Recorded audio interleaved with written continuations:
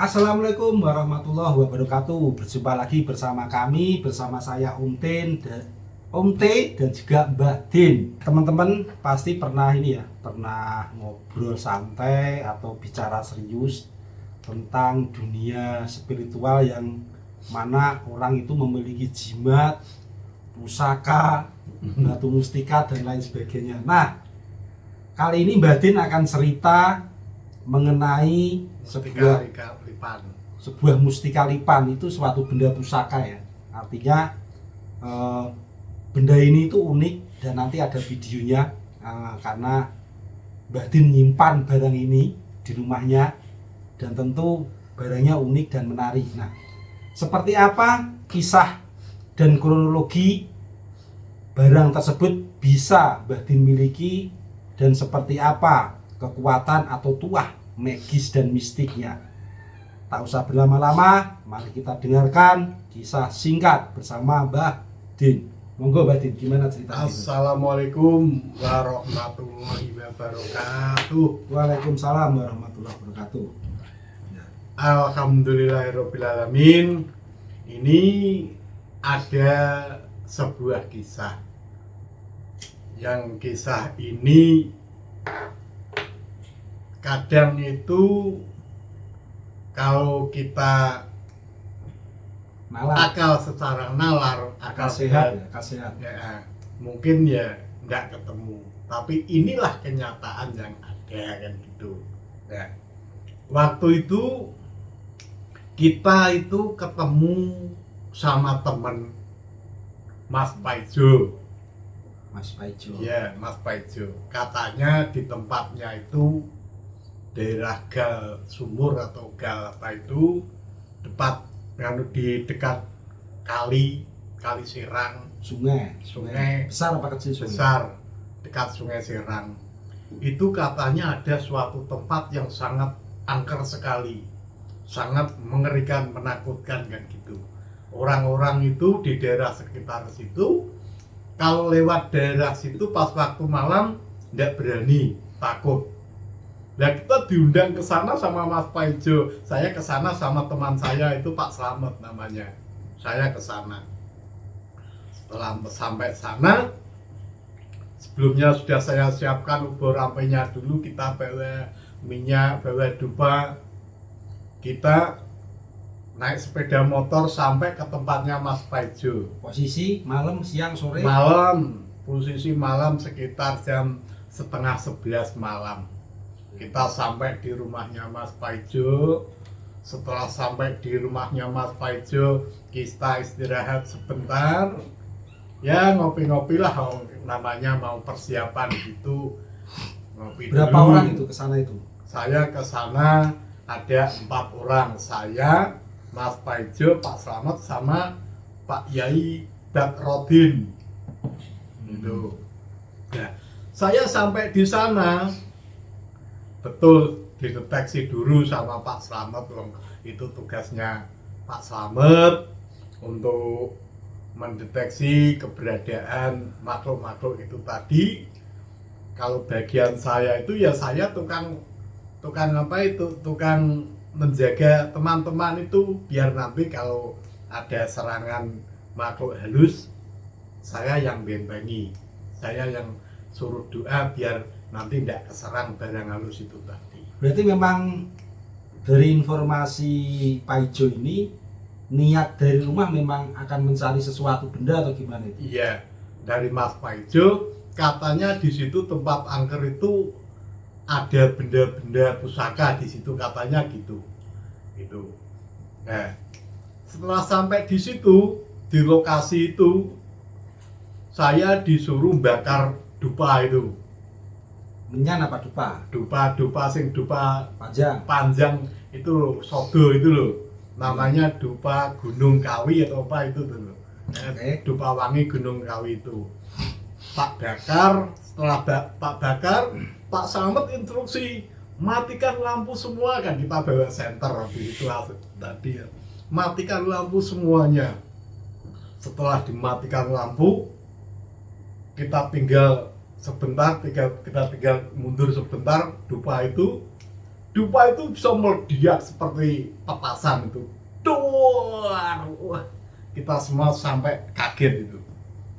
Itu berarti 5 orang ya di lokasi. Saya, Mas Paijo, Pak Slamet sama Yibat Rodin itu tadi dan Empat empat orang.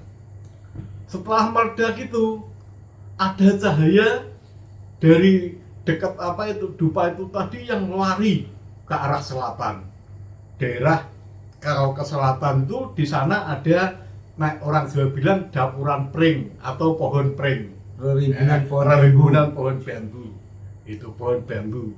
Nah, sampai di situ kita kejar. Itu ada seperti meteor itu. Celorot gitu. Itu jarak antara lokasi dupa tadi ke rimbunan pohon bambu itu berapa meter itu? Sekitar 50 meteran. Ya, relatif dekat. Ya tidak terlalu jauh lah, sekitar 50 meteran itu. Kalau 50 meter itu berarti kalau tiang listrik ya satu pal. Satu bentangan kan 50 meter. Kita kejar ke sana. Itu tadi kan berangkat sampai rumah Pak Ijo jam 11. Nah, pada saat melakukan hal seperti itu kira-kira jam berapa itu? Ya sekitar jam 12 kurang sedikit lah. Hampir tengah malam. Hampir tengah malam kita ke sana. Gitu, hampir tengah malam ya, setengah 12-an lah kita ke sana. Terus setelah kita kejar itu cahaya itu kita kejar. Pak Slamet yang di depan, saya yang bentengi dari belakang biar tidak ada serangan itu tadi. Pak Slamet bilang, wah ada pocong, matanya cuma satu, gitu. Di situ kita ditemui pocong. Pocong itu matanya cuma satu. Akhirnya apa? Pocong itu ditanya sama Pak Slamet. Ditanya, yang ada di sini itu apa aja? Yang menguasai sini siapa kan gitu. Pocong itu bilang, katanya yang menguasai daerah sini katanya Mbah Klabang kan gitu. Ini apa artinya? Pada saat komunikasi itu secara gaib apa lisan dengar semua nih teman-teman?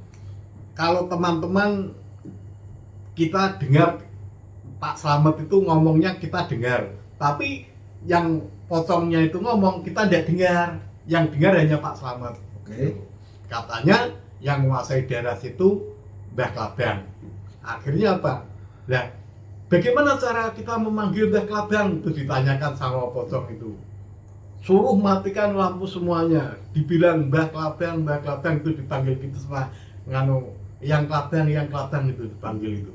Akhirnya apa? Setelah itu belum keluar, dibakarkan dupa lagi. Kita bakar dupa lagi di tempat itu karena tempatnya sudah berbeda. Beda lokasi tadi. Bakar dupa lagi di situ. Setelah dupa itu dibakar, lampu semua dimatikan. Seperti di film Indosiar itu. Kalau film Indosiar kan ada film rahasia ilahi atau perang-perangan itu kan ada ular besar atau apa besar kan gitu. Nah itu ada kelabang besar gitu di lokasi itu tadi. Pohon bambu itu tadi dekat dupa itu. Keluar besar, kelabang itu besar. Sampai kita juga mundur berapa langkah karena kita kaget juga kan gitu tuh, kaget juga. Tapi setelah itu kelabang itu akhirnya apa? Lama hilang. Hilangnya di mana?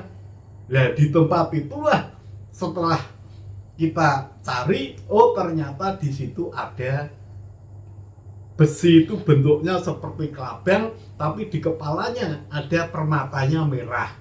Namanya mustika kelabang. Oh, itu yang dikatakan mustika kelabang itu ya batu di atas kepala. Batu di atas kepala kelabang. Itu barangnya ada ya? Barangnya ada sampai sekarang masih. Nanti kita video ya teman-teman buat dokumentasi biar teman-teman lihat nanti. Ya, itu mustika kelabang. Akhirnya betul di situ kita dapat mustika kelabang.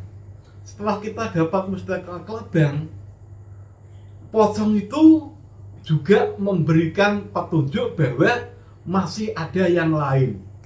di lokasi yang sama. Ada benda yang lain. Ternyata di situ ada apa itu tombak, terus ada batu kecil-kecil itu katanya batu badan besi atau apa itu. Di satu titik itu. Ya, tapi di satu lokasi tapi beda titik.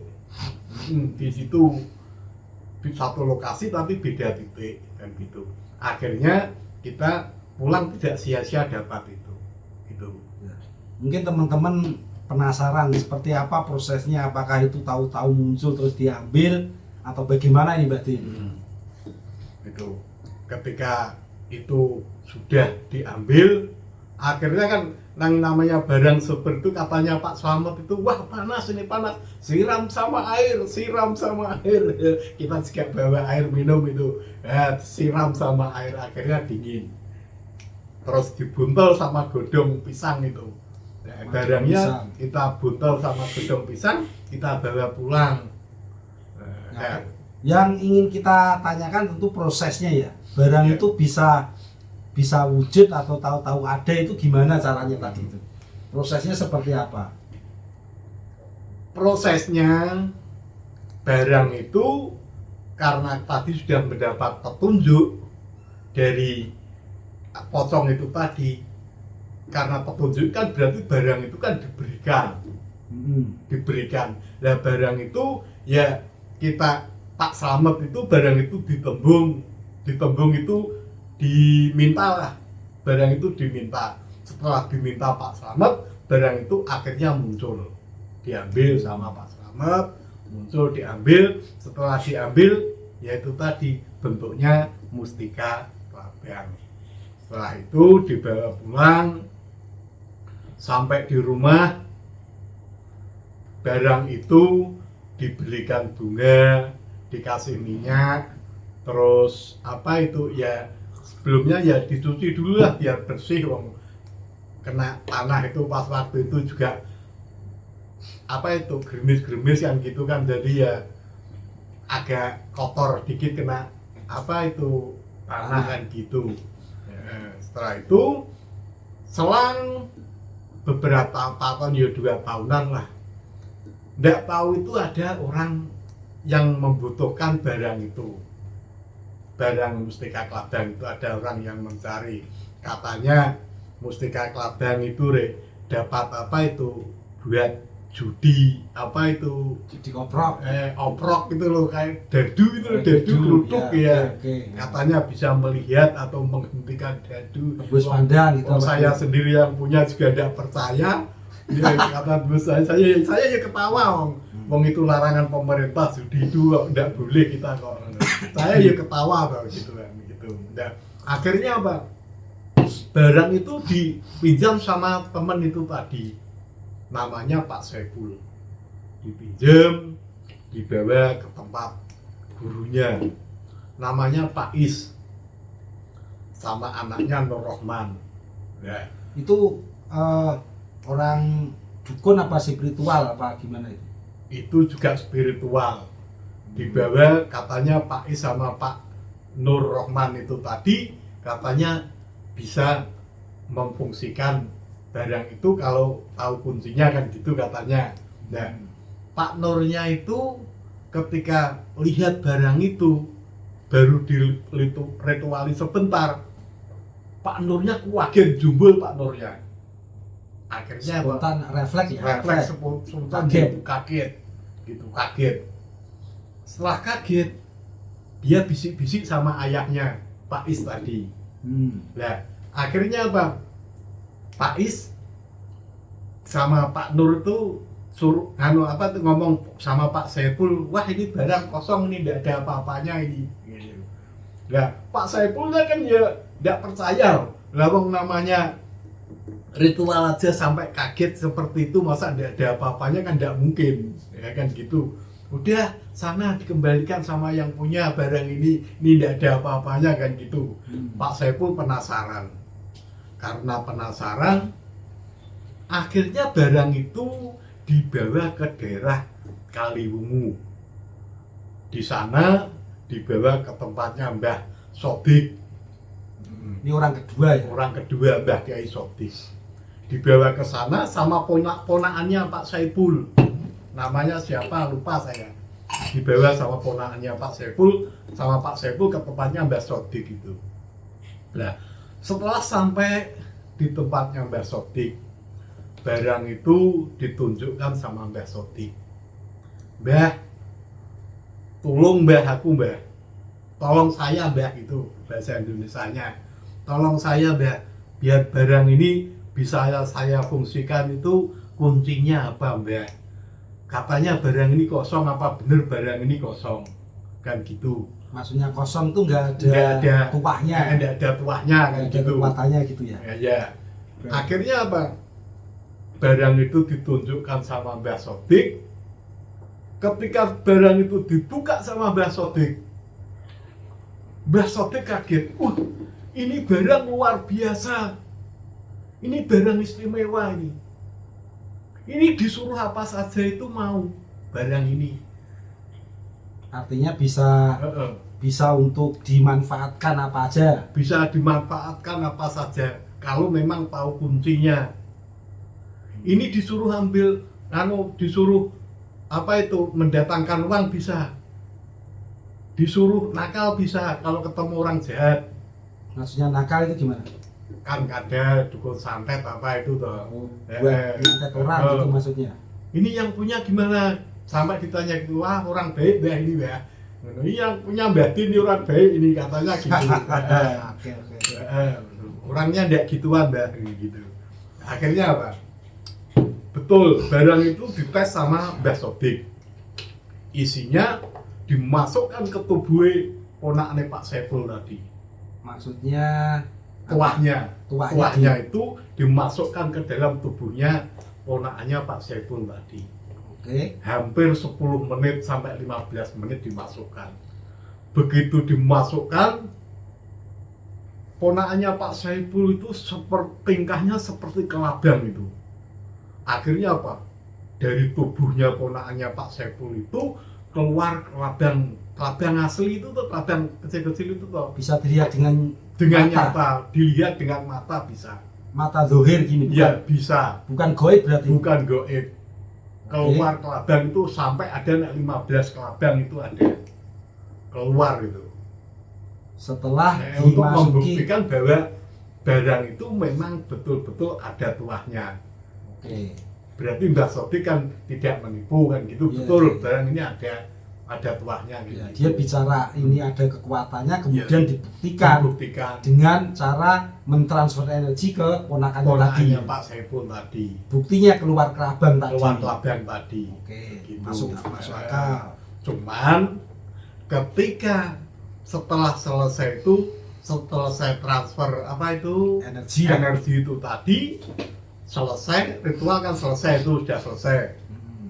Mas Pak Saipul itu tanya sama Mbah Sodik, Mbah, kuncinya apa Mbah?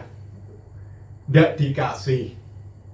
Iki gelem dikongkon apa wae bojone ning njaluk ijo minta ganti.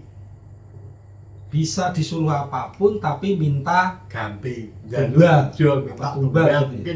mungkin tumbal gitu ta. Oke. Akhirnya apa? Ndak dikasih kuncinya atau mungkin nggak mau menolong wong tujuannya Pak Saipul kurang baik tadi. Karena tujuannya negatif Ya, untuk tujuannya negatif untuk judi mungkin kan perjudian. nggak boleh kan gitu, wah, itu larangan negara. Oke, perlu teman-teman ini ya, teman-teman pahami dulu bahwa yang dimaksud kunci di sini adalah suatu bentuk bisa mantra, bisa doa yang mungkin ketika dibaca itu khodam dari mustika kelabang itu bisa disuruh gitu Bisa ya. disuruh ya. Maksudnya kuncinya Kunci itu, itu, Kak, bagaimana apa cara gitu ya? kita bisa memanggil atau menemui kodam yang ada di mustika kelabang itu tadi. Oke, tapi karena Pak Saipul itu memang dari awal niatnya negatif, mungkin tidak dikasih tahu Tidak rapalan dikasih itu, rapalan itu. kunci itu doa Iya. itu ya. Cara memanggilnya gimana itu juga tidak dikasih.